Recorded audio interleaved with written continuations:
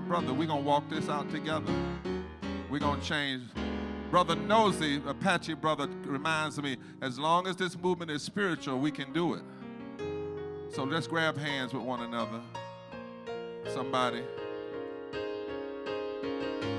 As they sing, order my steps. How many of you really want your steps ordered when you're in the public square? You don't want to be out there acting foolish. Right. You want to be directed. Look at the person beside and tell them, we need you in the public square. Tell them, we need you. We need your mind. We need your brain. We need your spirit. We need your soul. Madam journalist, right there. Touch her. Can we not do that right now while this song is singing? Thank you. We can do interviews later. I told 3 news stations, I'll talk to y'all later. But when I'm with my people in worship, and this is worship, right? As well as it's a conference. Sing, y'all. Come on, just give a quick. Lead me, guide me every day. Send your anointing, Father, I pray. Order my steps in your word. Please order my steps in your word. Humbly I ask thee, teach me your will. While you are working, help me be still. For Satan is busy, God is real. Order my steps in your word. Please order my steps in your word. Bring on my tongue and let your words edify. Let the words of my mouth be acceptable in thy sight. Take charge of my thoughts both day and night. Please order my steps in your word. Please order my Everybody, steps loose those hands and let's sing together. I want to walk. worthy. I want to walk worthy. I want to walk worthy. My calling to fulfill.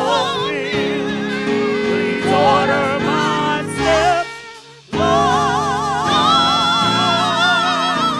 and I'll do your blessed will. The world is ever changing. The world is ever changing, But you are still the same. If you order my steps, One more time. One more time. I want to walk worthy. One more time. I want to walk worthy. I want to walk worthy. My calling to fulfill. Please order my steps, Lord, and I'll do your blessed will.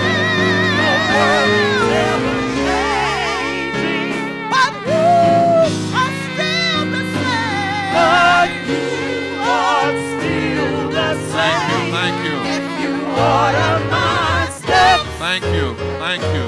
I'll praise your name. Come on, put your hands.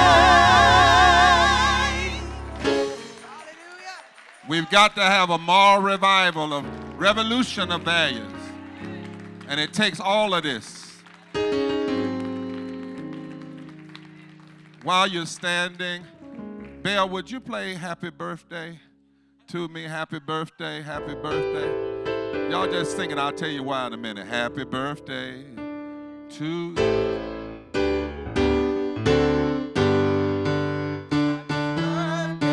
Kazimir.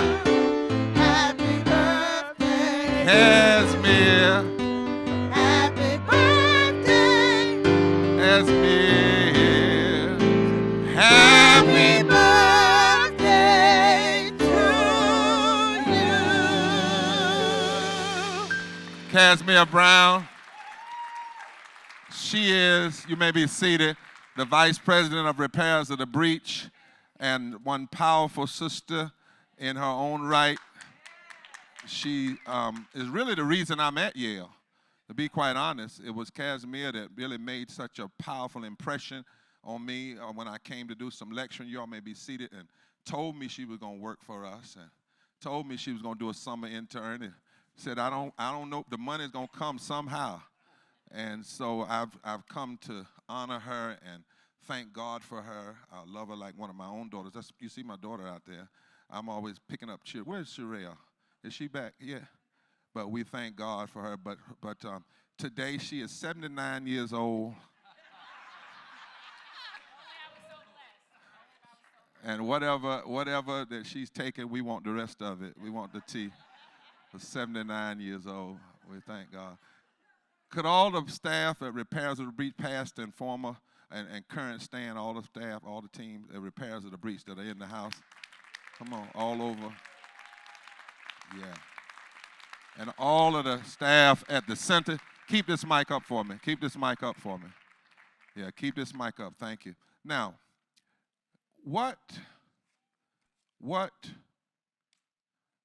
how many of you all have come to the place you just got to stop being so vain and put your glasses on? What's at stake in 2024, understanding our political context and the potential power of our communities? Now, we want you to keep telling folk to be here because this is a working conference. You're getting things so that you can go back and do this same thing in your church or in your community. That's why you're here. That's why these sessions are set up like this. That's why we have a bookstore. Everybody that you hear up here, you can go purchase their books so that you can use them back home. And in the back, look again in the back of your books, we've got questions we want you all to answer.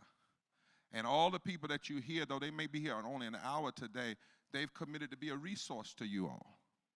That's what we're trying to do at this center, be a resource. Our center is going to produce black papers, I like to call them, black papers, on every subject. Maybe I should call them black, Native American, and white papers, because that's what I am. I'm all that. But we're going to produce, we want to be a resource. You know, when you get ready to preach, you have a resource. Now, I want to make an announcement here today as we go into this session. I'm currently, can I say that, Jonathan, about the Bible? Where's Jonathan? Okay, we're currently, I asked the question in the moment. You all should know that I've been asked to join with a New Testament scholar and an Old Testament scholar to edit a moral Bible, particularly for pastors and others, that will actually have 30 conversations about particular policies in the world and in the nation within. Now, I'm not editing the Bible. The Lord already did that. I want to be real clear. But you know how you have a women's Bible, but a lot of preachers around say, Reverend Barber, where do we go? Where can we pick up a Bible and inside of it, it has a theological exegetical piece on health care, the policy analysis, and then what can be done, right, that lines up with our moral framework from the scriptures. So I'm going to be calling on some of you all out there with your brilliant selves, all right? But what's at stake? Understanding our political context. And so we have Nancy MacLean. This Nancy messed me up. I mean, she wrote this book called Democracy in Chains and messed me up. I mean, I was ready to go somewhere and take a vacation. I said, not now. Not after this. She's a Duke historian. Then Ann Nelson came back and did the same thing and showed us where this money, how this money, a lot of this had nothing to do with Jesus. It's got something to do with 30 pieces of silver. And she pinpointed it. And then, of course, Reverend Kazimir Brown, Executive Director of Barber, and Daniel, how do you say it? Gotoff. I always wanted to say it another way. Thank you. Gotoff, who's a political consultant with Lake Research. Celinda Lake, because if you're gonna get into public policy, you want to make sure you have the best minds advising you, because the last thing you want to be is loud and wrong. That's right. You know, you got to spend a lot of time studying. You know, a lot of times. You can't bypass the study and the deep thinking. This is no time for bumper sticker stuff. And then we have Rob Hartley, an economist and policy analysis from Columbia University. What's really at stake? So Nancy, in the last session, we were talking about some of the forces that shape this moment.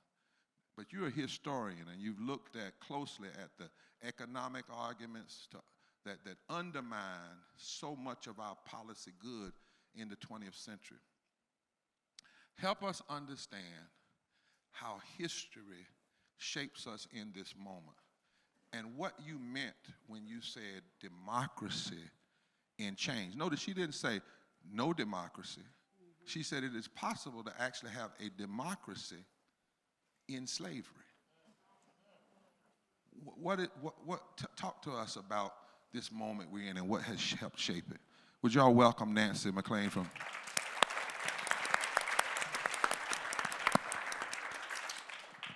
Thank you, Reverend Barber. It is such an honor and a pleasure to be with you at this new Center for Public Theology with this amazing group of people. It has been already so uplifting, so inspiring, so encouraging. The music has been so soul-quenching. So I am just thrilled to be here and to be in these conversations with you and others. So I would pull back the lens a little bit on our moment. I am sure there's no one in this audience who is comfortable with our moment or thinks this country is going in a good direction.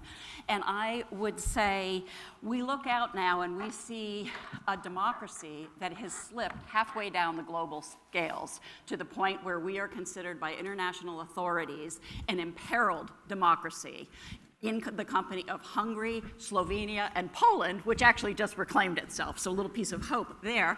Our democracy declining. We have a world on fire. We have the hideous fires in the West. We have the droughts in the Southwest. We have earthquakes. Our sister Pam Garrison, that I got to meet on the way over here, whom you'll hear from in the morning, from West Virginia, she said that her community, near where she has family, just had an earthquake that devastated and destroyed, you know, a whole community. So everywhere we're West Virginia. In West Virginia, yeah. I mean, all these places that haven't seen these things are now seeing it. Why is that? Because we have fossil fuel corporations unleashed. They have been lying to us about the dangers they knew about for over 60 years. They are the people who are cultivating so much of the mayhem that we're seeing. So what is happening now, it is so important to realize, is not natural. It has been cultivated by deliberate, self-interested actors who have been at this for decades now. What kind of actors? The kind of actors who looked at virtually every hero on this wall and said, I don't want that, right? Back in the progressive era, I saw Mary White Ovington. They did not want the NAACP to come together. They did not want, Mother Jones was working with miners and with workers imperiled across the country by a legal regime that said workers had no collective right to organize. Mother Jones fought that. They said suppress them. The Lochner Court, workers have no collective right to organize. You are free to contract as an individual with your employer, and on and on. Into the New Deal, Social Security, workers' rights, government regulation of the environment, consumer protection. No, they didn't want all of that. Civil rights movement, no. Brown decision, absolutely not. So these are the forces that we're talking about.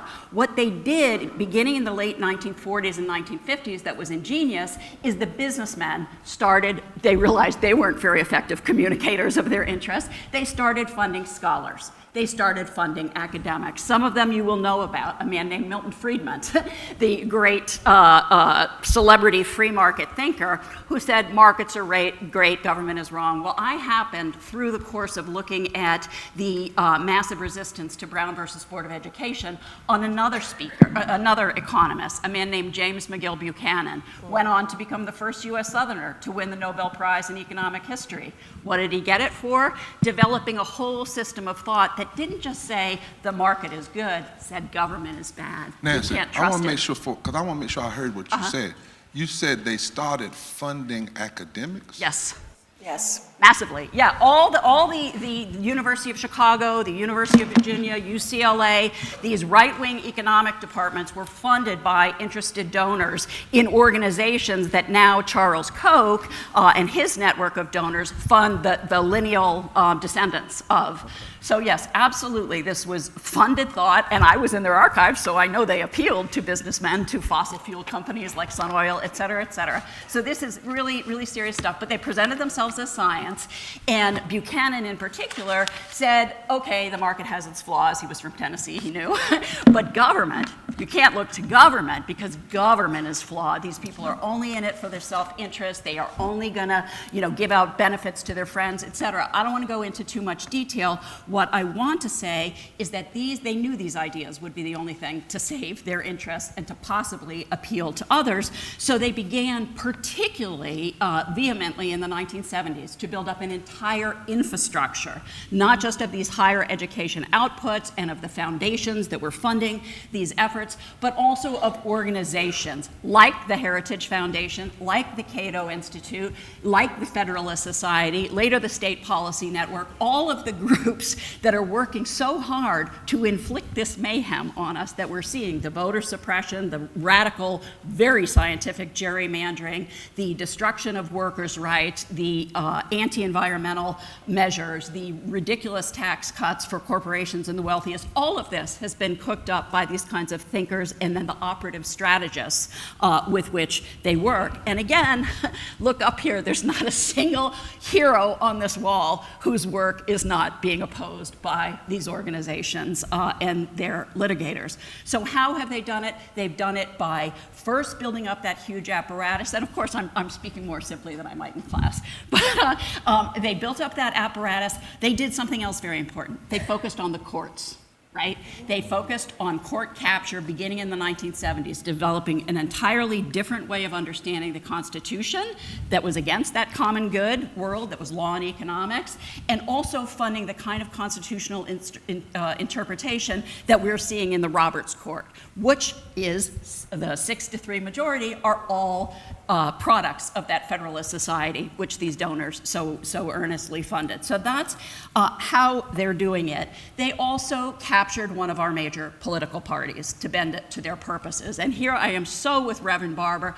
Please don't say this is liberals versus conservatives that we're dealing with, or Democrats versus Republicans. We are in a new universe because of all of this, a very new universe that is not recognizable to even people from 40 years ago. My dad, is deceased. He would not recognize this world.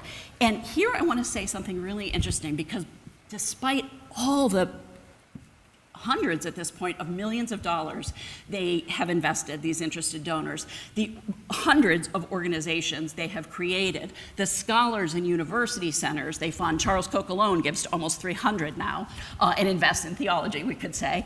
Despite all of that, they know they're going to have trouble winning. Because what they are afraid of, and this is the single most important finding in my research, and I found it over and over again, they are terrified of the majority. They know they will never persuade to the world they want to bring it to being, right? They know that. That is why they suppress the vote. That is why they gerrymander. That is why they capture the court to support their views. All of that.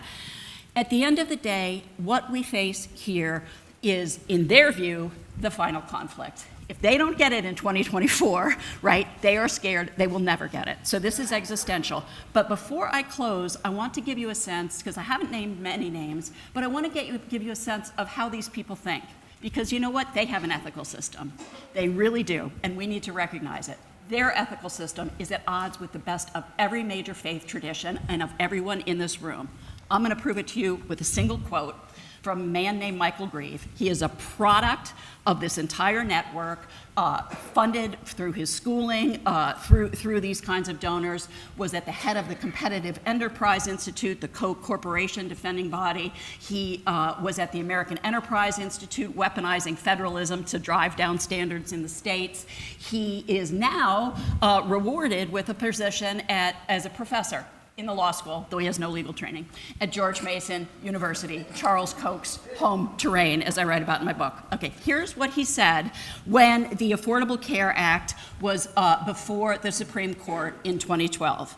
The Affordable Care Act, which was going to give health care to 30 million people who did not have it. That's what he said. And it was quoted in the New York Times. I'm not making this up. You can look it up. He said, Michael Greaves said, "This bastard," excuse my language in a religious body, "this bastard has to be killed as a matter of political hygiene. I don't care how it's done, whether it's dismembered, whether we drive a stake through its heart, whether we tar and feather it and drive it out of town, or whether we strangle it." He was talking about health care that would save the lives of hundreds of thousands of Americans. Why? Because it would give power to the federal government. It would let workers be free of the terror of not having health insurance and so much more. That's why he said it was a matter of political hygiene. So we need to understand libertarians are not on the liberal conservative spectrum. We're talking about something totally different, and if we don't understand the severity, the audacity, and the urgency of that threat, we could miss our moment to turn things around. Read that quote one more time. I want to see some pens move. Look, we're in class. We're in class. Okay. Since I'm a read that quote because I want everybody to hear it. I want you to hear it. I'll also spell, it's Michael, Greve, if you want to look up his biography at George Mason. And okay, quote, "This bastard has to be killed as a matter of political hygiene." Again, the Affordable Care Act. "I don't care," and note all the evocations of the tortures that were done to labor activists, to civil rights activists, to Mexican Americans through the years, and political dissenters. "I don't care how it's done, whether it's dismembered, whether we drive a stake through its heart, whether we tar and feather it and drive it out of town, or whether we strangle it," end quote.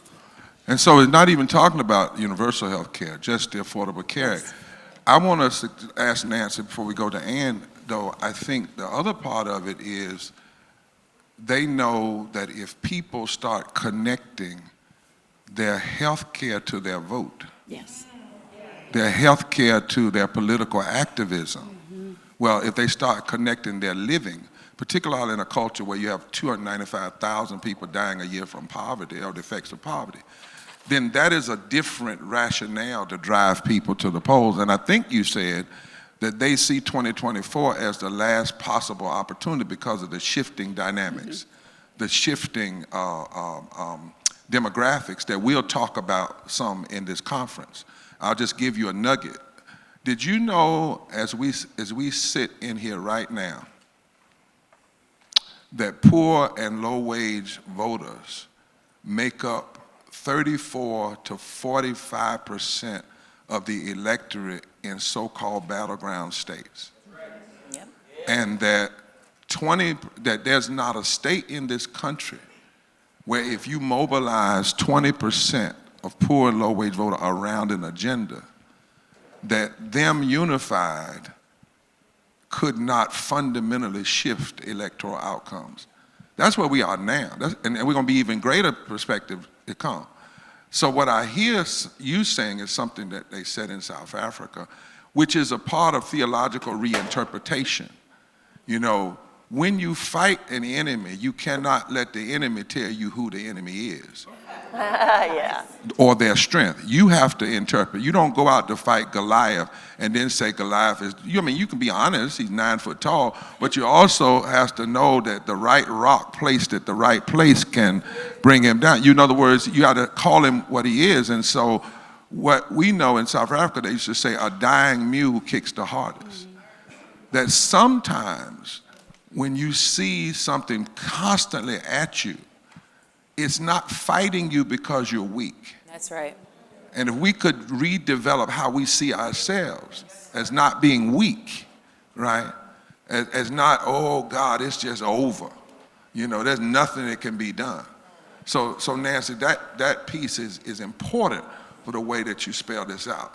It's telling the truth but also telling the truth about why some of this is going on, and a lot of it is because of the possibilities and the strength that we have in this particular moment. You know, I didn't realize until we started doing this study. We did something called Waking the Sleeping Giant. It's a study we actually called for, and didn't realize that, for instance, in the last election, the margin of victory in Pennsylvania, Michigan, Wisconsin, North Carolina was about 270,000 votes. The number of infrequent poor and low-wage voters who had voted, but when they voted in the past, they voted more progressive, if you will, but they gotten turned off, was over 4 million. The margin of victory was only 270,000. The number of poor and low-wage voters was 4 million, which is the very voting bloc our normal, so-called whatever normal is, politics, that whole left-right paradigm doesn't even talk to them. So in a real sense, the stone that the builders have rejected now have within their power to be the cornerstone of changing the country and a new reality, but it will require public theologians just as courageous as the ones we have on this wall. Yeah. And so, Ann,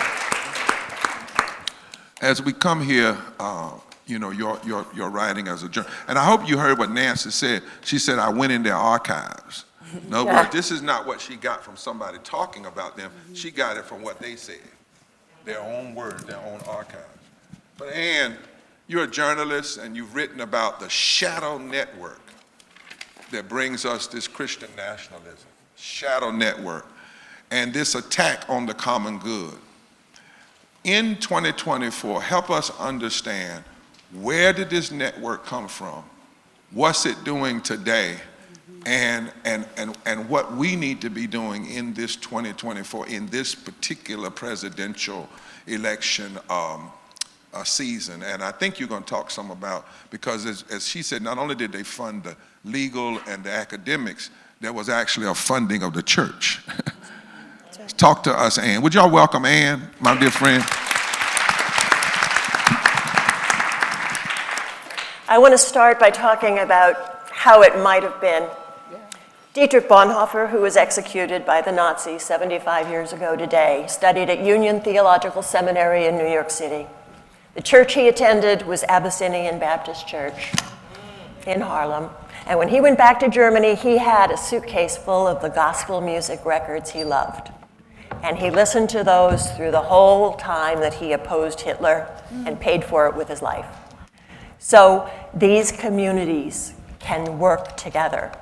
I grew up in Stillwater, Oklahoma. In elementary school, that town was so segregated, I didn't even know it was segregated because we never saw black people. Our schools, our churches, our stores, our movie theaters, everything was segregated. And then in the 1970s, when I was in high school, some young activists came to our Methodist church and they shook things up.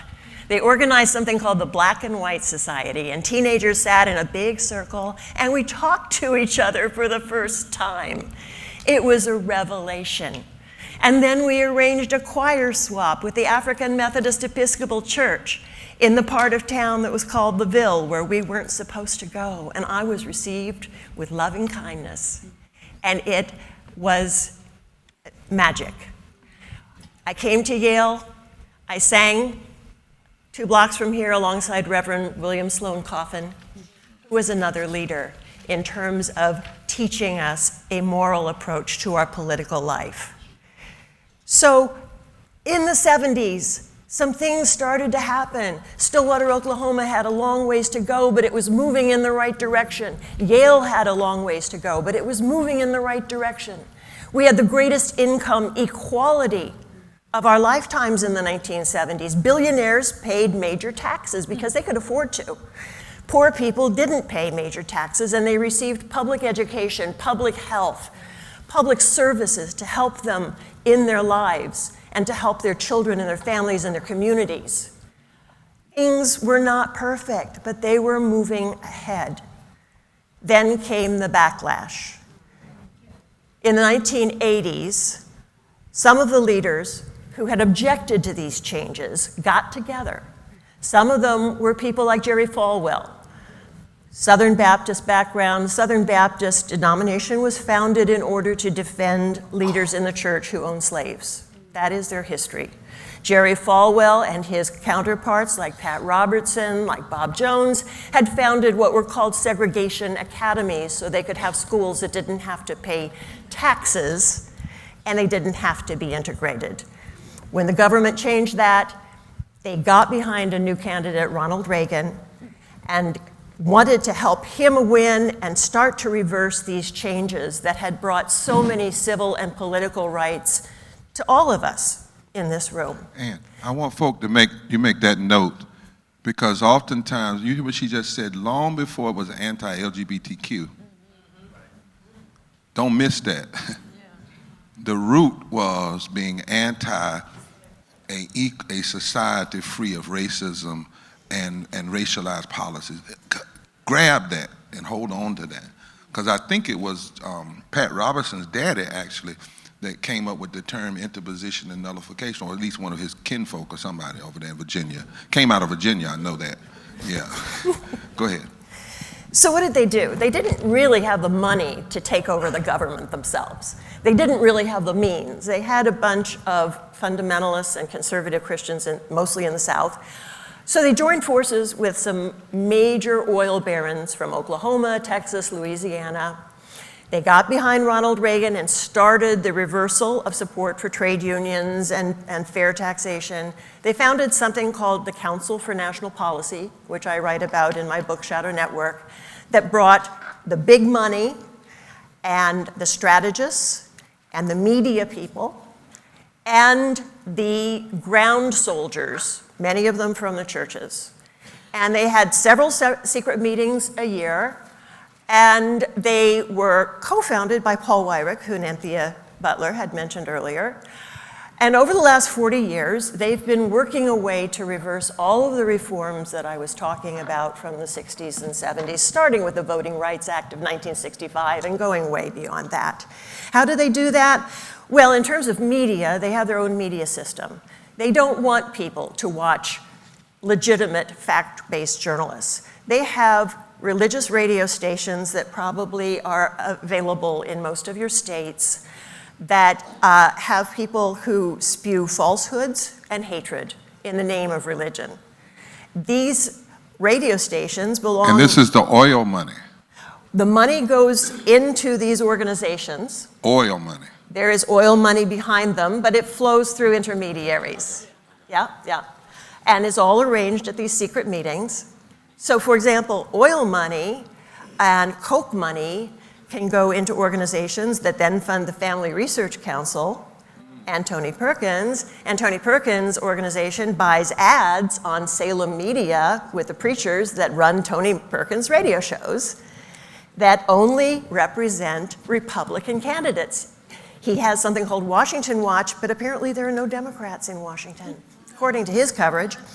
They have so-called Christian broadcasting, with Pat Robertson still talking away.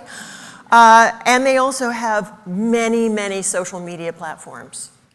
And so a lot of the voters that they're going after will get this preaching from their church where pastors download Family Research Council sermons from the website and deliver it. They put voting guides in their church bulletins telling them that Republicans support families and Democrats support the gay agenda. So who are you going to vote for? Right in the church bulletins next to the hymns, okay? This is an offense. And beyond that, they have money not just from the fossil fuels industry and the Koch outfit. They also have money from the DeVos family of Michigan, whose biggest purpose is to defund public schools and destroy the public space where our population comes together and learns from each other and with each other. They also have strategists like Richard Viguerie, like Ralph Reed. Ralph Reed has said openly that there were 18 million white evangelicals who didn't vote, and once he wrangled them into the churches and told them how to vote, they could affect elections. And guess what? They went overdrive in 2016 and they got some results. So you'll see how some of this works tonight in the film Bad Faith, which draws heavily on my book Shadow Network. So I won't go too much into that, but I do want you to know what's happening with this movement now. It is being increasingly dominated by a movement that is called the Dominionists. And they go to a Bible verse that they think implies that they should have dominion over everyone else and everything else, and dominion over God's green earth, which means that the oil companies can pollute and drill and damage our air and our water to their heart's content. That is what dominion means. It means dominion over us. And if you want to see evidence of this, this movement has produced something called Project 2025. If you haven't heard of it, you should. You may not read it all because it's 900 pages. But I wrote a Cliff Notes version that you can find for free online with the Washington Spectator. And you can see their plans to defund public schools, to defund public health, to cripple the Centers for Disease Control. Because all of these things cost tax money and they don't want to tax. They don't want to pay taxes. To cripple our environmental protections for our communities' clean air and clean water. It's all there. Dismantle the federal government, fire tens of thousands of federal employees whose job it is to give us food safety and other elements that protect our lives. So this is their next step. Anyone from their party who wins will be beholden to Project 2025. It is important to take it very, very seriously. The other major initiative they're taking right now is that they have tapped out the majority of their white evangelical voters. If you're going to belong to their club, you're already in it. Who are they going after? Pentecostals. They are holding massive voting rallies with Pentecostal churches organized under something called the New Apostolic Reformation. They are recruiting African American surrogates. Alveda King, Martin Luther King's niece, is a member of the Council for National Policy.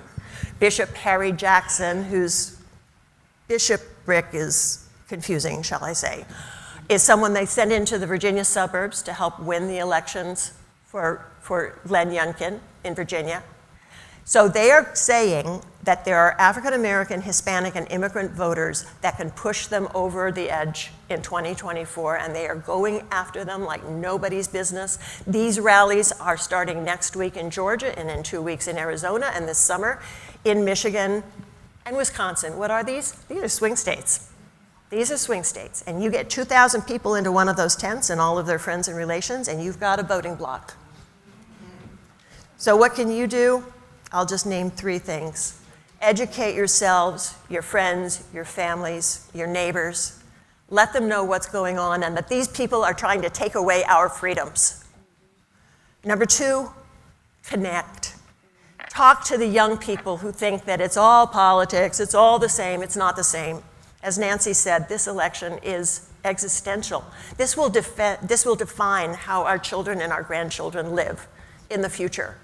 And I don't want my children to live under this dictatorship.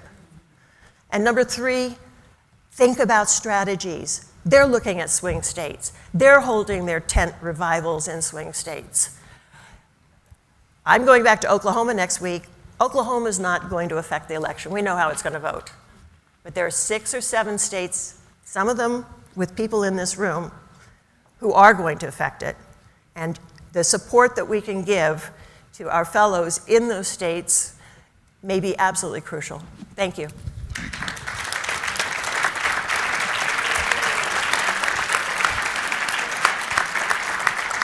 One of the things from biblical metaphor, you all know the story of in Judges when they had to cut the troops down.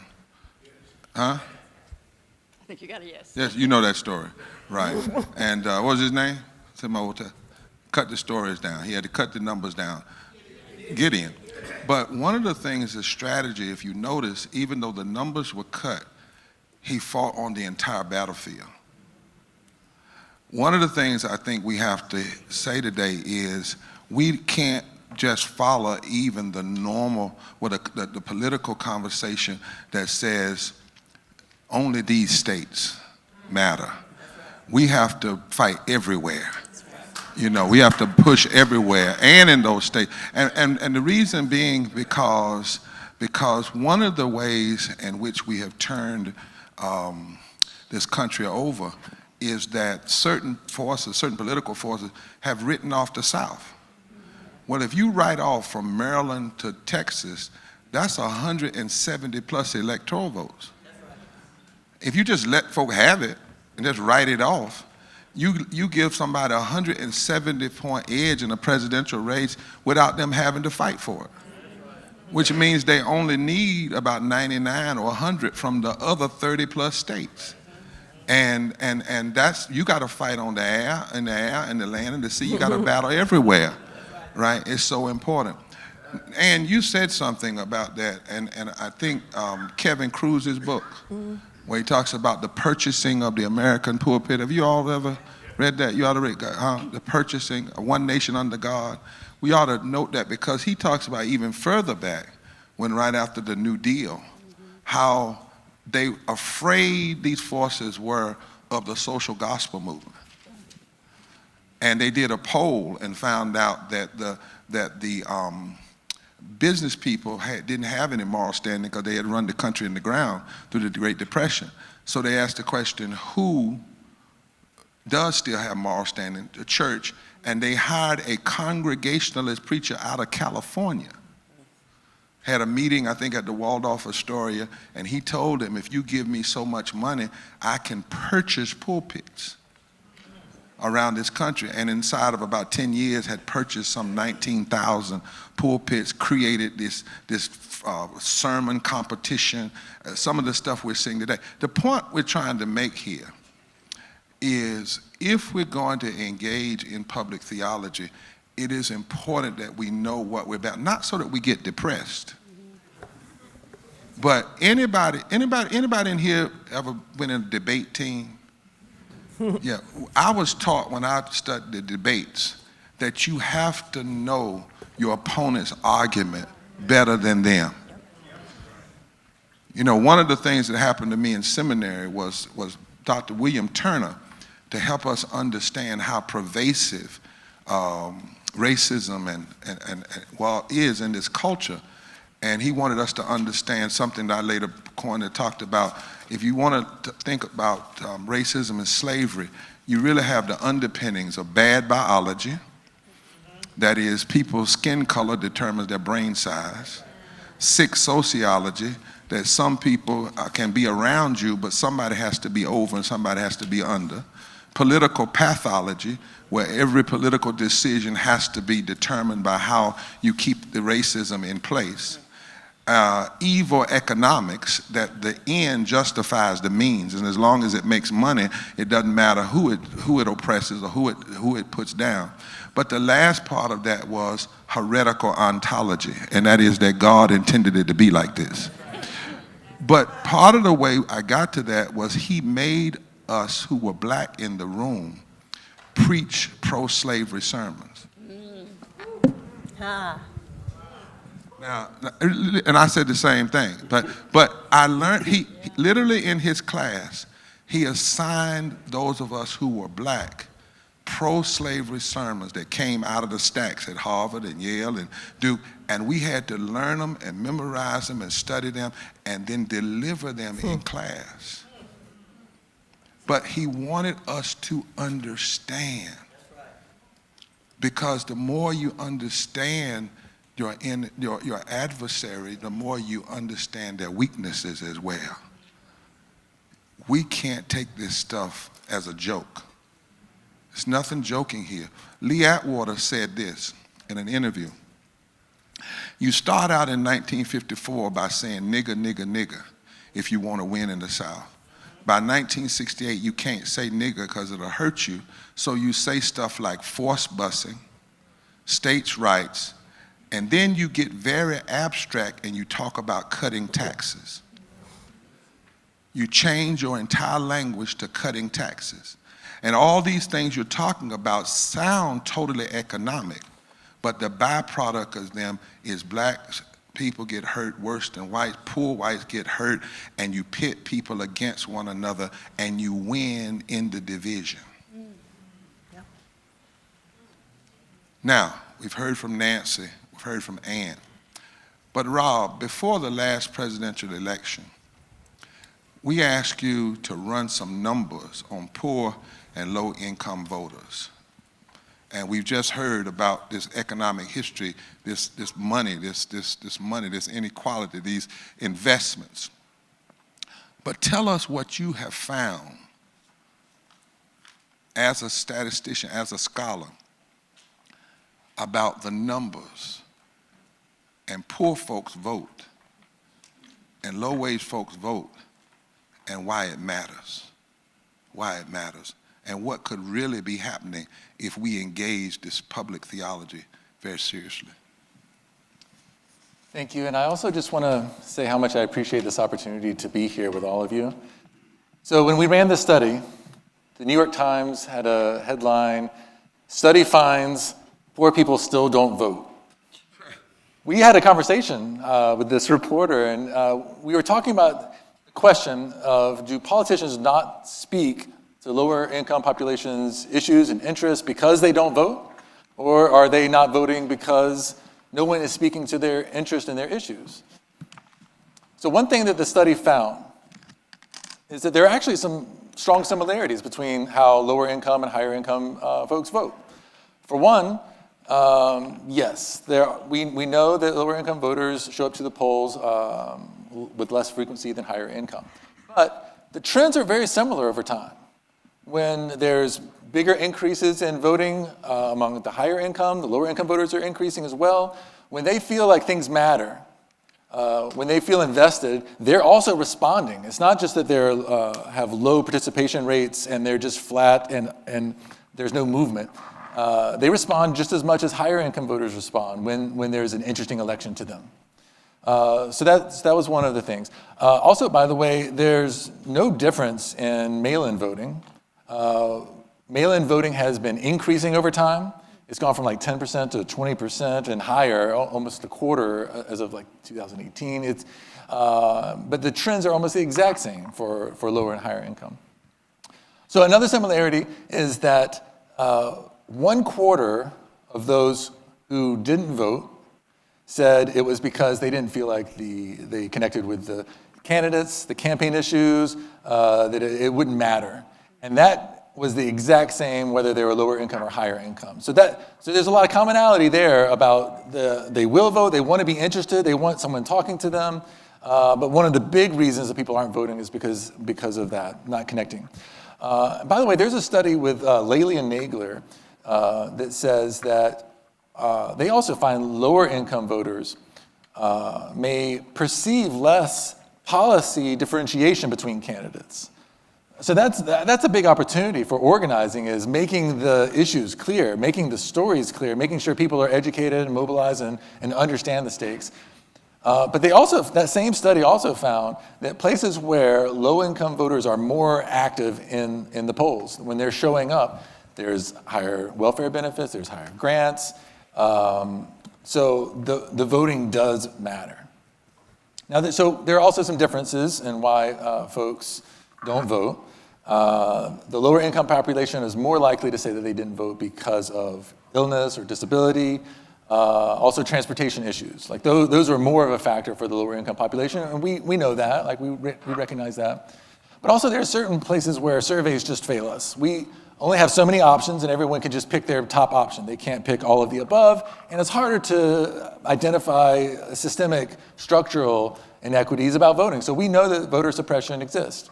We know that we have registration purges, poll closings, racialized gerrymandering. So these are also issues that are affecting these lower income voters. So there's another study that Jamila Mishner did that was looking at the National Voter Registration Act in 1993. And part of the purpose here is to make it so that those who are receiving welfare benefits are also giving access to register for voting right there. Now, the implementation for this has been inconsistent over time. It's been decreasing over time. And Missioner also found that it's particularly decreasing in places where lower income voters are active, where there's a larger share of the black population. These are the places where there is less implementation of improving voter access. And Rob, let me make sure folk are hearing. But the number one issue was nobody talking to them, not connecting. I want y'all to hear that. It wasn't the sickness. It wasn't the voter suppression, right? And in this room, also, let's make sure we don't make that liberal, so-called liberal and conservative or Republican Democrat mistake. When you say poverty and low income, you don't mean black. It is black, but of the 135 million poor and low income people in this country today, it is true that 60% or 59 or 58% of black people are poor and or low income. Notice we say poor and low income, right? Which brings in the conversation of living wages. About 30% of whites are poor and low income, but that 30% of whites is 60-some million people. It's actually 40 million more than black. Now, I've been in some room with so-called liberals say, but you don't want to say that. You're going to offend black people. I'm like, what, are you crazy? Black people want the truth. And if we in rooms talk about poverty and low income and we racialize it, we actually then marginalize it and we actually create our own problem. Let's just deal with the facts. The facts are that poverty and low income is an American issue. It is an American issue, and that when you look at the raw numbers, there are more poor, low-income white people than there are black. When you look at the percentage within the race, there's more. And if we just deal with that, the truth, we actually then have a way to bring people together so that you can talk to black folk in Louisville and white folk in East Kentucky about the same thing. But let's make sure that we don't identify. It's kind of like, you know, when I came to here, there were some people that said, well, oh, Reverend Barber is going to Yale to teach black theology. Now, I know black theology. I'm versed in it. I can do that. But I'm coming to teach public theology. That means I won't deal just as much with Neba as I do with Martin. I do just as much with St. Augustine, who happened to be black, but that's a whole other story.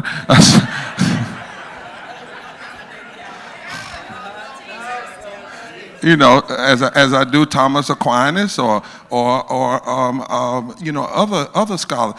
This limiting, you know, it's limiting, and we have to be careful even as we discuss these. Somebody asked me, is I'm a black preacher? I said, no, I'm a preacher. Now, I happen to be black, Tuscarora, and white. I'm black when the cops stop me. I know at times of the night. But I'm not going to let you box me in, right, and limit me.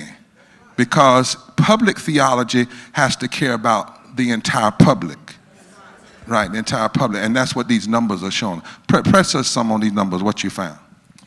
Well, I mean, for one, I mean, just to follow what you're saying, like racializing the policy debate is a tactic on one side, right? It's a tactic for policy implementation, for voter suppression.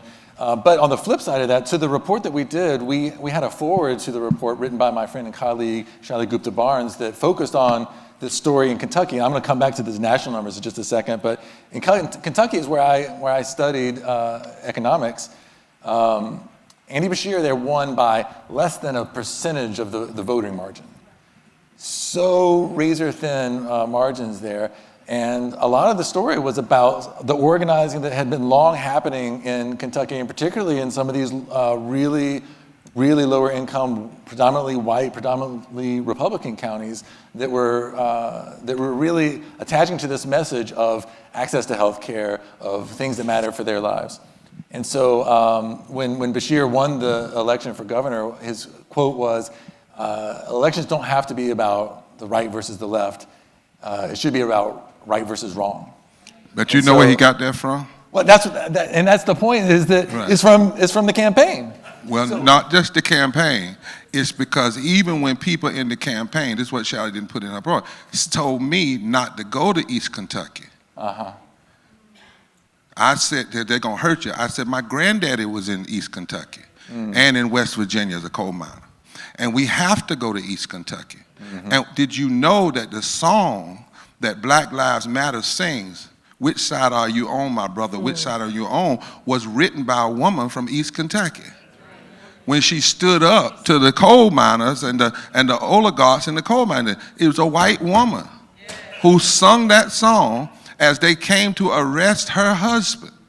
She looked at the sheriff and the owner and said, "Which side are you on, my brother?" So it was when we dared to go in East Kentucky and spent 2 or 3 days there, talking to people, going out in the woods where their children are out there suffering from meth and being isolated because these preachers had pushed them out because they're gay and they are on meth, right? And we met with black and white coal miners in East Kentucky, and 4 of the 7 counties that they told us that was quote unquote Trump country, we said, no, it's God's country. Public theology. You got to be you got to be a Trekkie when you're going to do public theology this way. You got to go where others, right? And that's how so Bashir heard, we never endorsed him. He heard the campaign when he was Attorney General. We marched on, he heard that language, and that night he gave a shout out. And by the way, Bashir attends a church, the Christian Church Disciples of Christ, Bad Grass Christian Church Disciples of Christ, which declares in its theology that we are a movement for wholeness in a broken world, and invites all people to the communion table regardless of who they are, and a predominantly white denomination that decided to put a black woman as the general minister and president. So all of that wraps into, so it's the public theology he heard in the church that helped to shape how he ran for governor. And in a state that they said you could not put out an incumbent governor, it happened. And the only other state that happened in the South was North Carolina. That's right. And that happened because of the Moral Monday movement, right? Where that we were able to unseat an incumbent governor, right? Just like they say Obama won in 2008 in North Carolina. He didn't win. He lost on election day. He won through the same day registration early voting because a year before he ran, the movement forced Democrats, not Republicans, forced Democrats to implement more same-day registration and early voting. That then set up the possibility that where he lost on election day, but won by 140 votes per county through the early voting. So you're right, the story, Rob, I'm glad you brought that up. So, because the point we're trying to make here as he continues the numbers is don't hear this as hearing this to say there's no hope. Hear this to get you upset and move you and motivate you to fight, because there is plenty of possibility. Go ahead, Rob, and I'm gonna come to Cass. And so I teach economics, but I teach it to social workers, and one of the things I say to them a lot is that you're not gonna change policy, and you're not gonna change everything just by doing the research and being right. It takes getting people organized. Hearing your voice coming back from the politicians, them endorsing the work that you're doing. So, just quickly on some of the numbers that we saw. I mean, Bishop, you were talking about some of the states in the most recent elections that were so close and where people were showing up. They're the same ones back in 2016, where just mobilizing a small percentage of low-income voters could have made a difference in places like Michigan or Pennsylvania. And so what we were finding was that I mean, it's hard to run these kind of numbers and what would happen if, but if you had lower income voters voting at similar rates as higher income voters, then there's maybe like 15 states that are at play all of a sudden.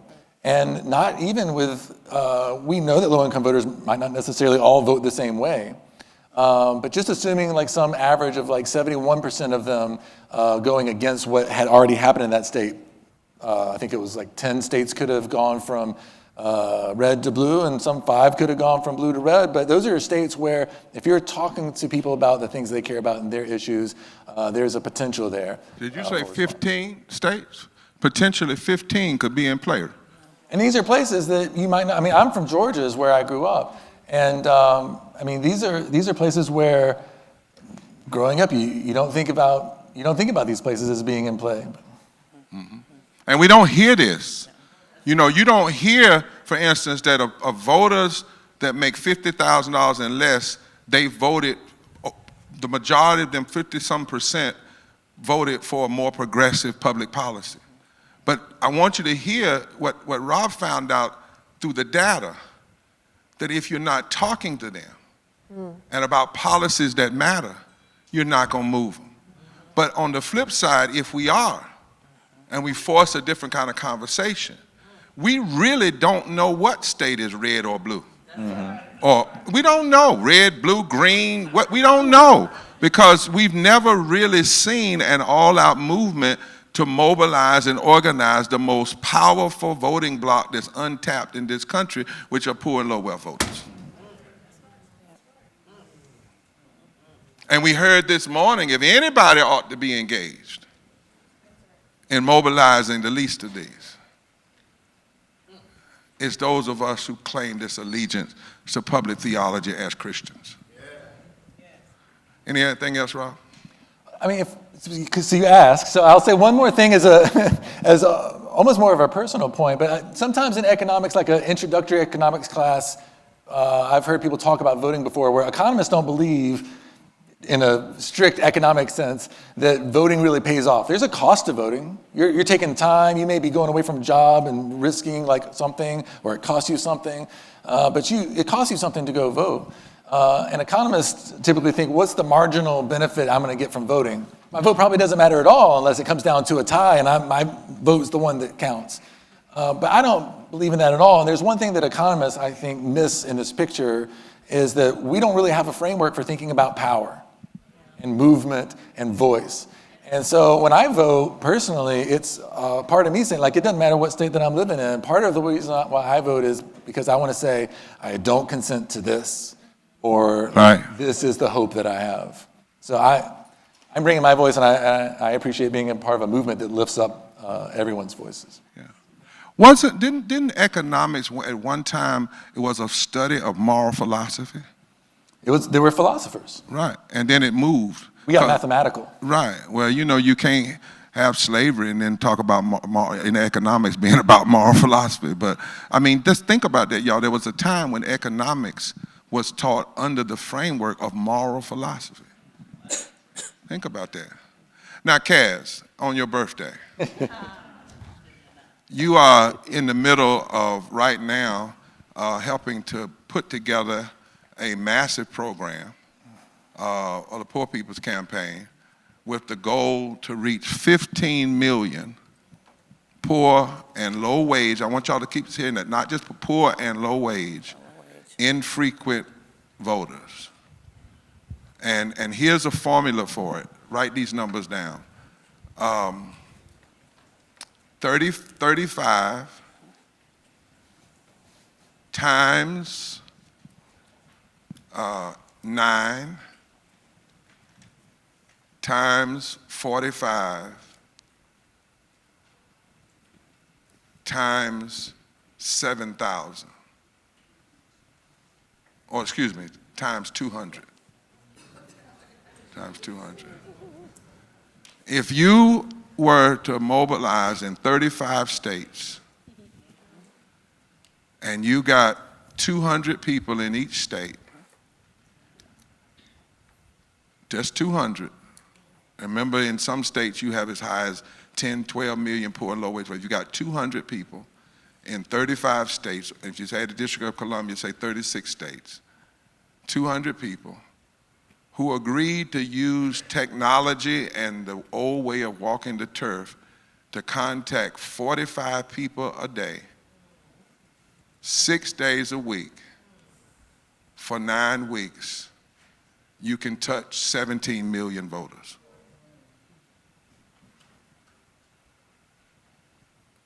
Think about when you've ever heard anybody break it down. 200 people, just 200, in 36 states that would agree, and with the technology, it'd take them about 4 hours, 3 to 4 hours to touch 45 people. Social media, texting, 45 people, 6 days a week for 9 weeks. the numbers come in somewhere around 16, 17 million people you could touch in a 9-week period, which means over 36 weeks, you could actually touch them 4 times. Let's just say 3. And a lot of data tells us if you can touch an infrequent voter at least twice, you can have an impact on their turnout.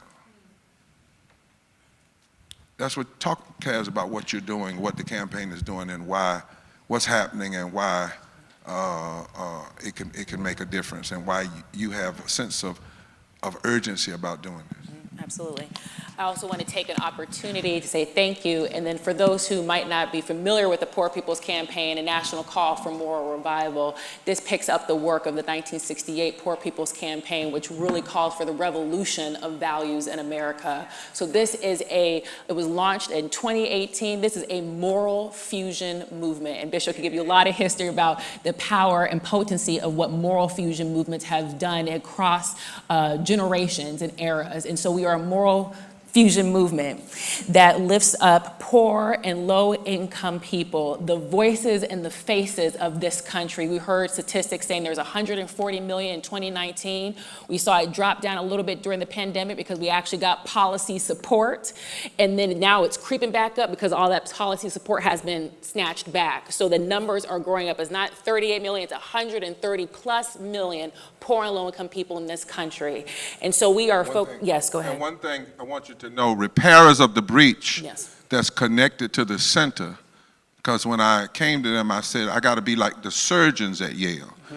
You know, surgeons do surgery on Monday and teach surgery on Tuesday. That's right. That's right. And so a public theologian can't come into the classroom and leave the streets. That's right. You got to do both, right? So repairs of the breach, and repairs of the breach holds the mobilizing. Mm-hmm. And the organizing, and as the vice chair of repairs of the breach and whatnot, that's where Reverend Kaz is actually putting together this massive voting plan that we have. And we know some people tell us it's crazy, you ought to only focus on 7 states, But see, we're not just looking at the right now, we're looking at the whole of the democracy, what's coming in the future, and that we don't have the luxury theologically to only care about certain folk in certain states. Right. We have to care about all people. So talk about this strategy. And so also just want to say for the campaign, we're focusing on not only addressing but ending systemic poverty, systemic racism, ecological devastation, the denial of health care, the war economy and militarism, and the false moral narrative of religious nationalism. So we have to be able to mobilize in all these interlocking injustices. And one of the things that we are seeing is that we have to be able to reach this 15 million poor, low-income, infrequent voters. Because a lot of people say, oh, we heard, they don't need to be mobilized, they're not going to vote. Wrong. We're seeing that we're not speaking to the issues that matter the most. We're actually seeing trends of uptick in registration, uptick in voter engagement, and it's about us being able to mobilize and speak to the people. It is important because what's at stake right now, poverty is the 4th leading cause of death in this country. A country full of abundance. We have a lie of scarcity, and that needs to be addressed. We have 52 million people earning less than $15 an hour. That it takes a 96-hour work week just to earn a 2-bedroom apartment in this country. We also have a lack of universal health care with 100 million Americans facing medical debt. We have, when we talk about clean drinking water, a basic human right, 46 million people don't have access to that. That's not just in rural areas, that's in urban areas, that's across this country. We also are seeing in this carceral state, this prison industrial complex has 2.2 million people incarcerated in the United States. We don't even want to talk about the felony disenfranchisement that's happening in this country, which is, for us, in the US, we have the highest incarceration rate in any country in the world. We spend $1.1 trillion. On healthcare? No. On education? No. On living wages? No. This is 62% of our discretionary budget that goes where? The war economy. And we're talking about not just to wars, when we say war economy and the militarism, we're talking about law enforcement, we're talking about weapons, we're talking about the mass incarceration, we're talking about deportation and detention as well. And we've also seen the snatching back of bodily autonomy in this country as well. When we talk about voting rights acts, there was 1,000 bills, 1,000 bills that were proposed across the country, not just in the South, across the country. And we're seeing that we have to actively fight each and every one of them. Because when we talk about democracy, we're not just talking about democracy as a thing of governance. Every 4 years we're voting. We're talking about a way of living. And so in that, we have to harness the power of the 85 million poor and low-income voters in this country. That's about 1/3 of the electorate. Bishop, you heard Bishop say that in the so-called battleground states, the portion of poor, low-income voters is 30 to 40%. You mobilize a fraction, you can change the political landscape. You're changing generations to come. And so we find that we have to equip and train people through text banking, then phone banking, through in-person organizing to reach people across the country. And we're saying 200 people in the state because we know the power of people working in their state and talking to their neighbors.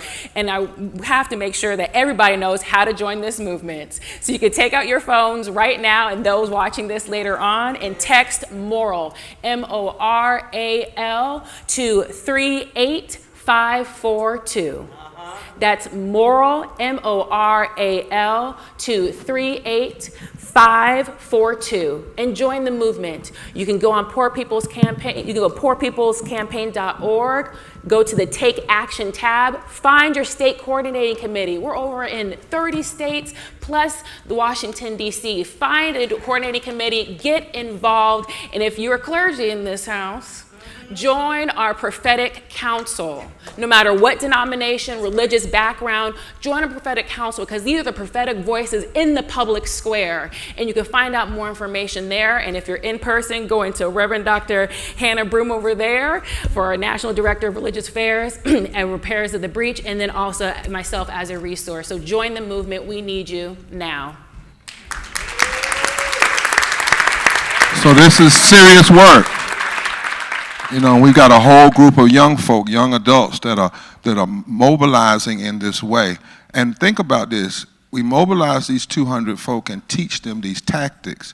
They'll be there for other things. When we want to push policy, when we want to put pressure on legislators, when we want to put pressure on presidential campaign, when we want to move folk, they'll be there.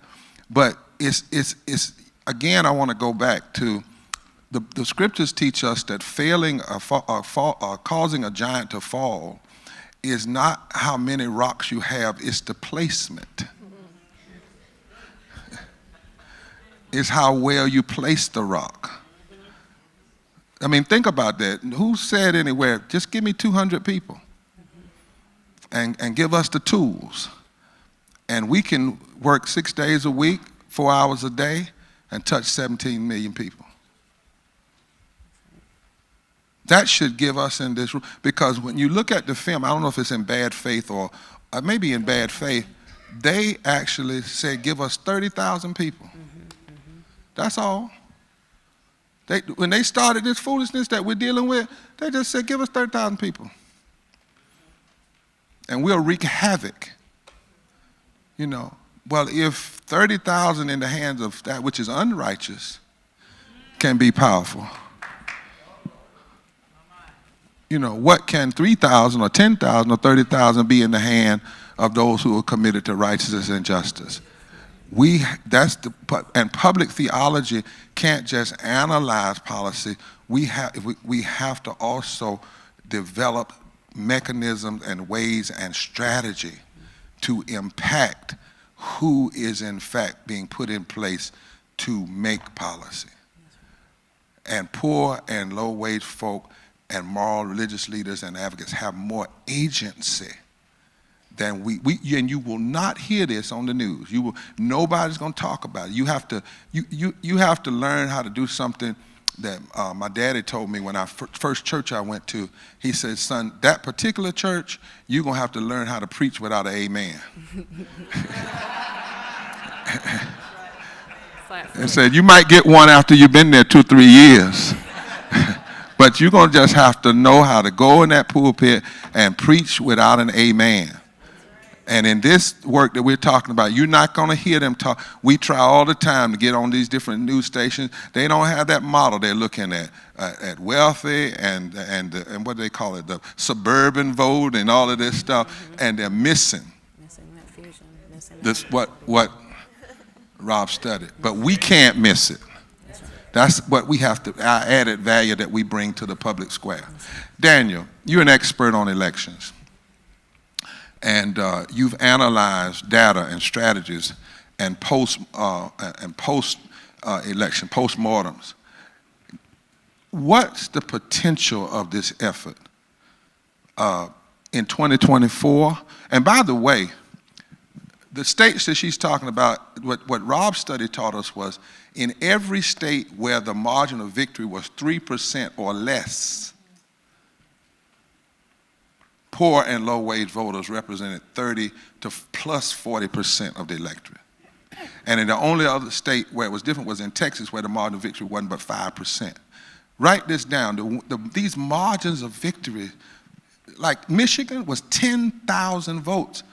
1 million poor and low-wage folk didn't vote who already, we're not even talking about registering people. We're talking about already registered. But nobody talks to them, right? North Carolina's 160,000 votes. Wisconsin, 20, 30,000. Pennsylvania, 40,000, something like that. This is what we're talking about. 10, 20,000. And the opportunity is in the millions.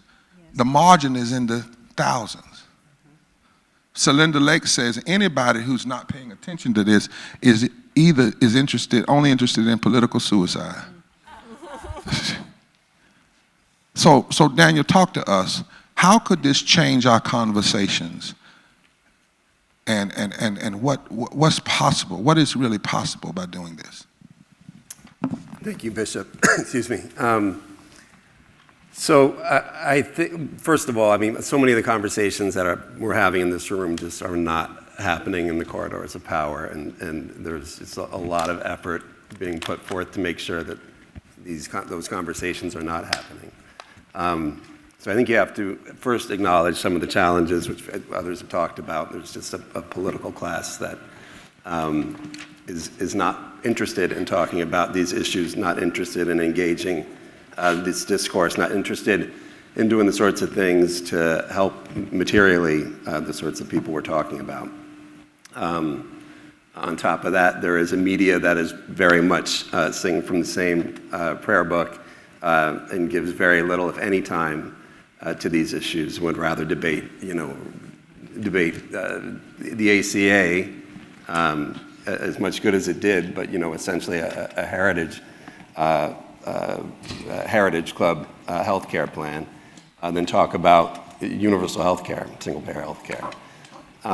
So I think attached to a clear materialist agenda, which is a majoritarian agenda, so many of the issues that you're talking about, we know from our work, and these are supported by broad majorities, and even crossing political lines, which we don't hear much about. But there are the exit polls by Fox in 2020 showed the majorities of Republican voters supporting universal health care.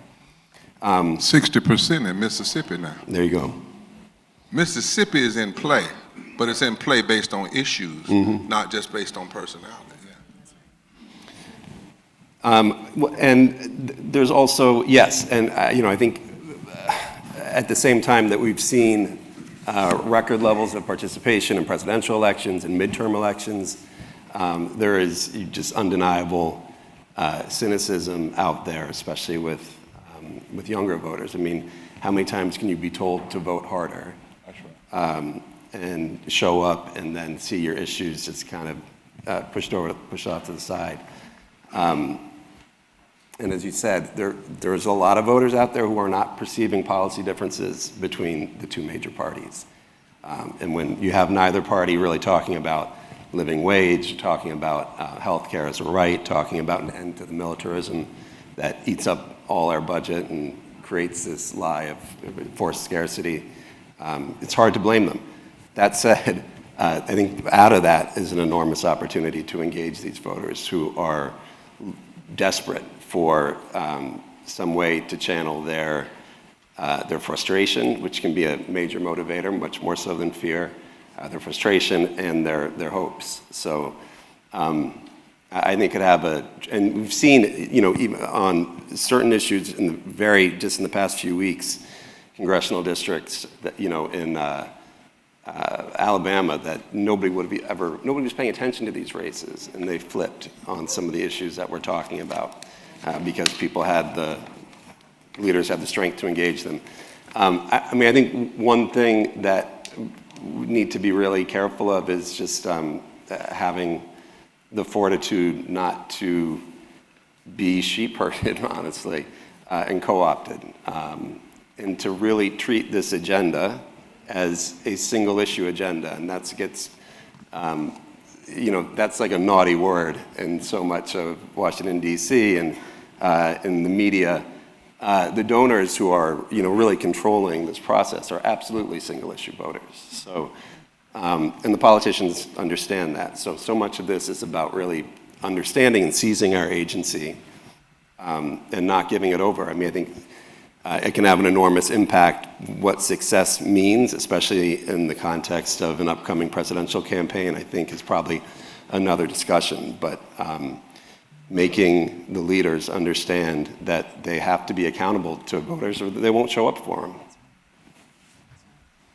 And I think that raising these policy pieces and helping folk to understand that part of our agency has not just been engaging in voting, but then staying active afterwards and being engaged. I understand, we had during COVID, we got a vote, for instance, on living wages that many in this room we've been fighting for years. Through the House, then it got to the Senate, and it was like, okay, this is going to happen. And 50 Republicans and 8 Democrats said no to 52 million people during COVID. But the flip side of that is, going back, and I know it was during COVID, but I wonder what would happen if during the days that we're in, if on that day of a vote like that, the halls were flooded with public theologians and clergy, particularly from those states of the people that voted against it, right? And what if we were really engaged around that? What if whole denominations were putting themselves behind this as a matter of their theology, right? So we have to hold ourselves accountable as well. That one of the things the Koch brothers said in one of their secret meetings they got out, I think it was in the 80s, they said they were going to allow other people to try to elect a Messiah candidate. They were going to build a movement.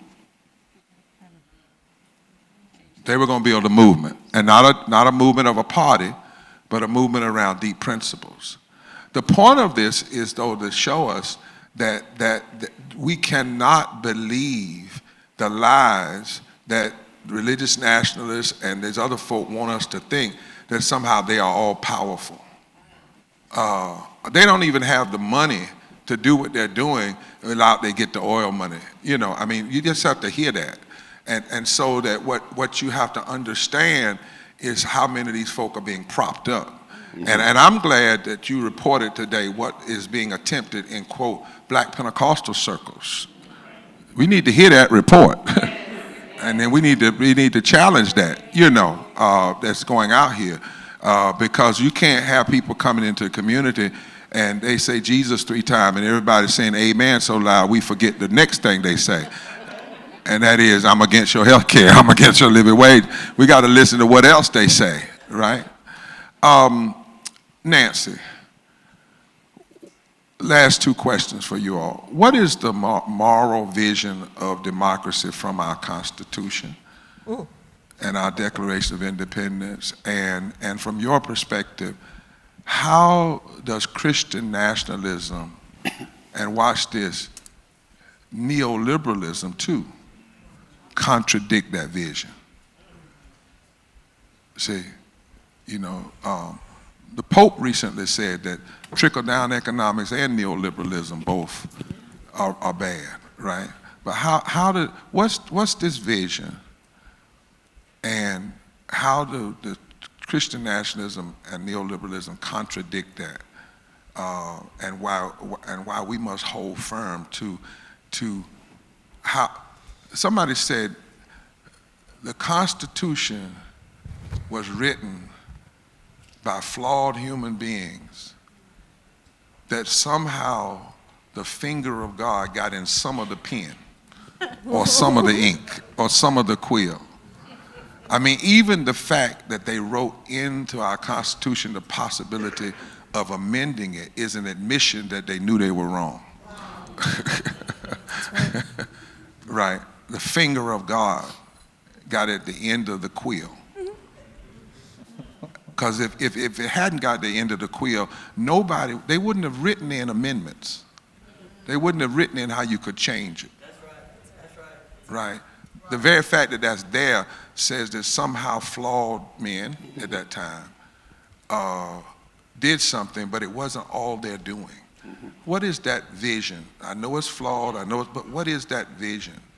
So I love this question because I teach the history of social movements and actually start at the revolution and have the students read those documents. And one of the things that I used to tell them, and because it was true, of the history of social movements is that they've always called on the Declaration, right? And particularly the preamble of the Declaration, which one of the speakers on the first panel spoke of, about our inalienable rights to life, liberty, and the pursuit of happiness, not property, as the original, happiness, as being self-evident truths, that we have the right to form governments, that we have the right to do all these things. So almost every single progressive social movement in history after that drew on that declaration. I would also tell the students, because it's true, that the conservative movements, particularly up to Reconstruction, tended to draw on the text of the Constitution to control that spirit and to contain it, because that's kind of what was happening at 1787.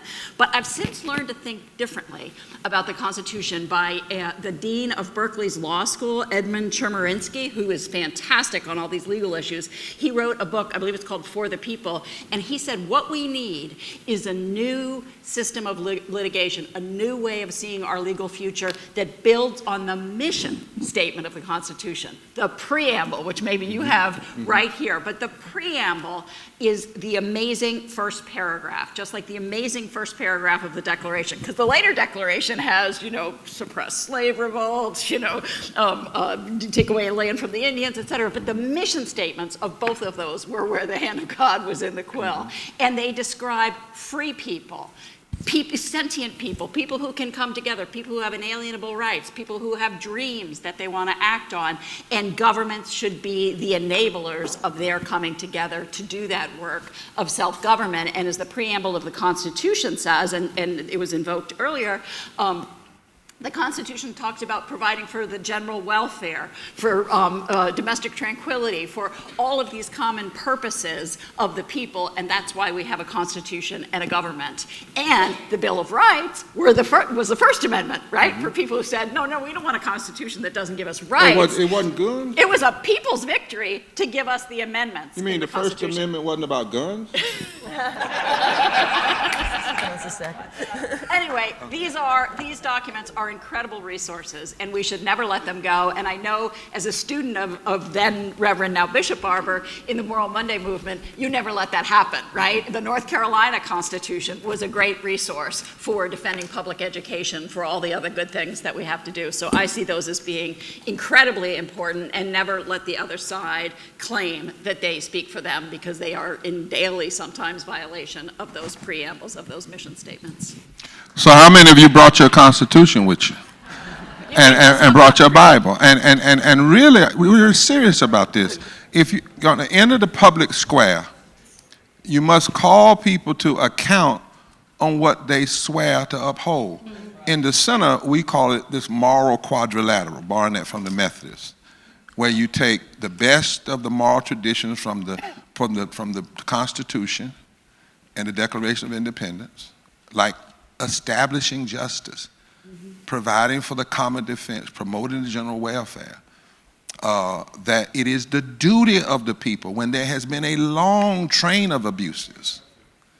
Whenever there's been a long train, it's actually a patriotic duty, it's a moral duty of citizenry to change that government. And then you put that with the data and the statistics around what's really going on in public life. No slant, don't put it liberal or conservative, just what are the facts? And then you take the great moral tradition of the prophets, and then you take and along with the facts, you've put faces. You never discuss the facts without the faces, so that we don't just think we're having a mathematical conversation. There's a face behind those 295,000 people that have died. Sometimes we need to have that conversation with caskets in the front of the room. It might require, it might require that some pastors, if somebody dies in your church from the denial of health care, you ask the family, can you do what Emmett Till's mama did at that funeral? And call the media to the funeral and say, this person, God may welcome them home, but God didn't call them home. This is the result of policy murder. And then you take the first public theology of Jesus, and those four things you hold together as an interpretive grid for how you stand or how we stand on public policy. And you know, think about it, when Martin King, that first speech, and I'm gonna come to Andy, and I'm gonna give you all your question for the candidates.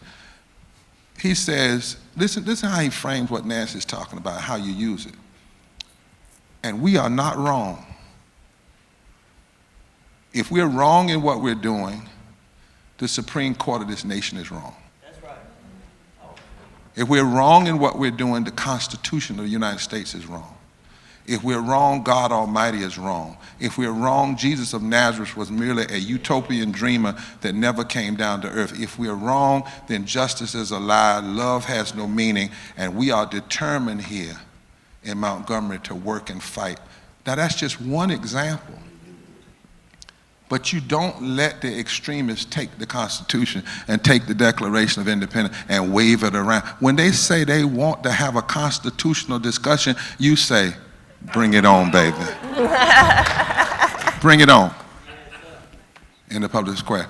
You had a quick one, and I want to ask this question. Yes? Yes, very quickly, I'd like to say the same thing about the Bible. That's right. I've been attending churches of the groups that I'm writing about. I've been listening to their radio shows for 5 years now, God help me. What they're in love with are verses they cherry pick from the Old Testament about vengeance. That's right. What they love is revelations and apocalypse and rapture and destruction. What they never talk about is the Sermon on the Mount. And that's what we have. That's right. And one of the things we have to challenge ourselves, and Terry, hold on, we've been talking about this, and sometimes neither do we. You know, sometimes even in so-called progressive church, I don't like to use those terms, we relegate justice to a Martin Luther King Sunday or a special committee. Right. Or we say, well, I would talk about this, but I got to preach to the whole congregation. And I got Republicans and Democrats in my congregation. Good. Then preach the gospel. You won't have to worry about it. Good. Exegete the text. Be faithful to that. And then live with the consequences of it. But if we can't do it in our own space, you're never going to do it in the public square. Because the public square is ruthless. Yeah. You got to practice it in-house before you're going to take it out of the house. As the scriptures say, judgments must begin in the house. So, Nancy, Ann, Kaz, the conference, they heard about this Center for Public Theology. CNN came to us and said, we want y'all to host a presidential debate. Excellent. We want you to have Rob and Daniel and Kaz and Nancy and Ann as the questioners. We're going to have all the presidential candidates. I don't care what ticket they're running on. What question, based on your experience, would you raise with them? And you all, out of what you've learned in this session, write down yours as well. We want to hear. What question? Ann. I would start with, have you read Project 2025? Do you support it? And if not, which elements do you not support? Put yourself on the record. All right. And refresh our memory what Project 2025 is? It's a project created under the auspices of the Heritage Foundation with 100 organizations funded by Leonard Leo and the Marble Trust and the Koch Network that seeks to dismantle the federal government, place power in the hands of the president, and diminish public services for education, health, and general welfare. And end environmental regulation. And despoil our environment. So we detail what's in it and then say, do you support this? That's the question. Put them on the record. Yes, Nancy.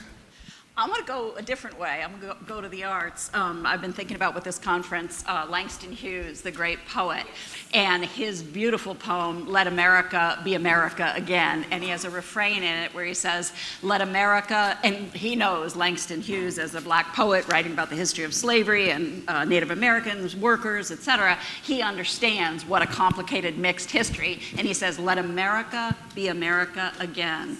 The land that never has been, yet must be a land where everyone is free.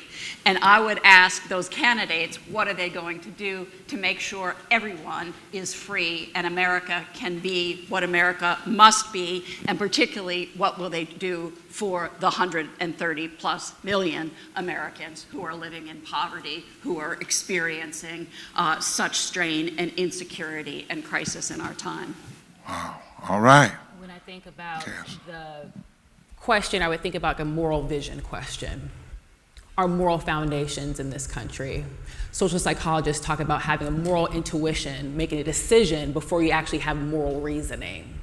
So I think about what would be, how do you make democracy, like I said, more than just something that we do once every 4 years, 2 years, we vote, we're done. But more, how do you make democratic livability, as H.L.T. Kwan has recently described, and this democratic livability in this country being supported by communal services and structures and policies and cultures that are rooted in radical inclusivity and love for all of creation, not just for humans, for our four-leggeds, for the creation, for the flora, for the fauna, for the environment as a whole.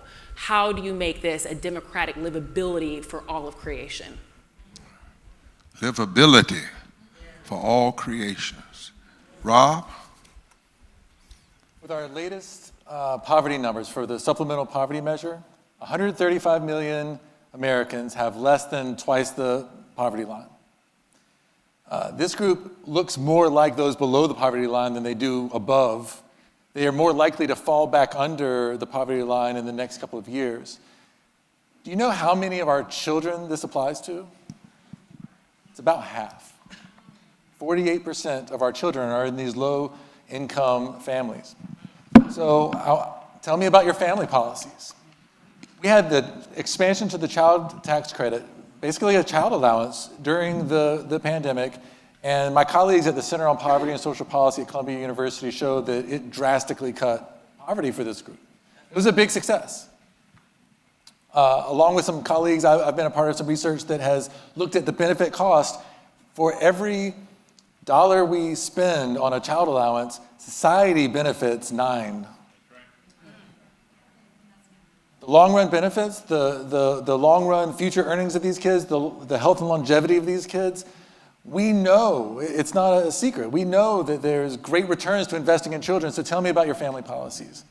Tell me about your child care. How are we going to build on the successes? Let's bring back what we did with the child tax credit, and how are you going to build on that? Child care, baby bonds, let's be creative. Paid family leave. I want to hear them embracing the language like Bashir did. Senator Joe Biden was campaigning, talking about the 140 poor and low income. I want to hear them embracing the language and telling me that you understand their lives, and what are you going to do? So the question about our children, somebody said, if you want to know how society is, how are the children? We need to be forcing that. And when we write from this conference, we're going to ask you all to consider signing a declaration on this conference. You're going to get a copy of it. And we're going to challenge news executives and others. That's why we're asking these questions. Whether they do it or not is not the question. If we don't demand it to be done, it's not even a possibility. You know, and that's one thing we learned from Ezekiel. They may not listen, but that has nothing to do with whether or not we demand and call for it, the kinds of debate and questions we ought to be raising. I get the final question. Okay.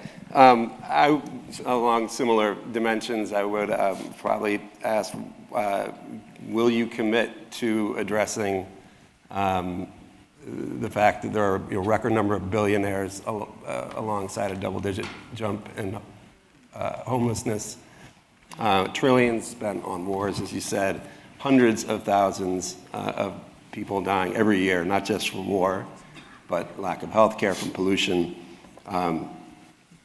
Will you commit to addressing those issues with the same speed and determination that you have when it comes to funding war, or sending billions over to fund a genocide, or to ban TikTok? That's right.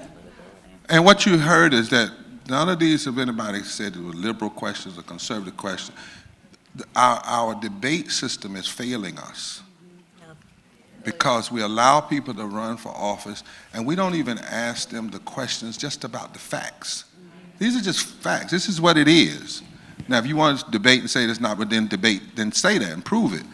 But the reality is, this is what's going on in the country. And, you know, we can't have either group. One group wants to blame the poor and low wage. The other group wants to talk about those trying to make it into the American dream without even saying the word. But we have to, as public theologians, we cannot allow this attention deficit, is what I'm hearing, this attention denial. And part of our work has to be united together to force a different kind of conversation. Yeah, who are the least among you today? What are the issues today? Now, when we come back from lunch, we're going to talk about the critical role of state houses, because too often we miss that, the critical role of state houses. And you don't want to ignore that even in a presidential election. Then we're going to deal with low wages and union rights as moral issues. What's really happening? What ought to be on the table as public theologians? And then we're going to deal with health care and ecological justice issues in 2024 and beyond. That's our evening work. Again, this is a working conference. This is not just hearing great speeches. We're trying to think and force think, tease you. Everything you've heard up here, you can get resources in the bookstore, because we want to empower you. They funded, you heard, funded the academy. They teach their people. And so they indoctrinate their people. We're trying to teach and open some things up here. Let us stand. I want to, Nancy took us to the poet. Why don't we close with the poet? He's not in our midst, but he is in our midst mystically, Langston Hughes. And interestingly, he wrote this poem in 1935, in the midst of the Harlem labor struggle as well, right in the midst of it. And as interesting, as an African-American man, he included Native Americans and the poor whites. He even has a line about people coming from Ireland. He put this all in this poem. Now, it's too long for us to do the whole thing. But I want to ask you just to repeat these closing lines of Let America Be America Again. It says, for all the dreams we have dreamed, For all the dreams we have dreamed, and all the songs we have sung, and all the songs we have sung, and all the hopes we have held, and all the hopes we have held, and all the flags we have hung, and all the flags we have hung, the millions who have nothing for our pay, the millions who have nothing for our pay, except the dream except the dream that's almost dead today. that's almost dead today. Oh, let America be America again. Oh, let America be America again. The land that never has been yet, The land that never has been yet, and yet must be. and yet must be. The land where every man is free. The land where every man is free. The land that's mine. The land that's mine. The poor man's. The poor man. The Indians. The Negroes. The Negro. Me. Who made America. Who made America. Whose sweat and blood, whose faith and gain. Whose sweat and blood, whose faith and gain. Actually, faith and pains. Faith and pain. Whose hand at the foundry. Whose hand at the foundry. Whose plow in the rain. Whose plow in the rain. We We must bring back must bring back our mighty dream again. our mighty dream again. Sure, Sure. call me any ugly name you choose, Call me any ugly name you choose, but the steel of freedom but the steel of freedom does not stain. does not stand. From those who live like leeches For those who live like leeches on the people's lives, on the people's lives, we we must take back must take back our land again. America. Oh, yes, I say it plain. Oh, yes, I say it plain. America never was America to me. America never was America. And yet I swear this oath And yet I swear this oath that America will be. that America will be. Out of the wreck and ruin of our gangster death, Out of the rack and ruin of our gangster death, the rape and the rot of graft and stealth and lies, the rape and the rot of stealth and lies, we the people we the people must redeem must redeem the land, the mines, the plants, the rivers, the mountains, and the endless plains, and all the stretch and all the stretch of these great green states, of these great green and make America America again. and make America America. Yes, yes, America has never fully been Never fully America to me, America to but I swear this oath I swear this oath that America will be. that America will be. See you after lunch. Did you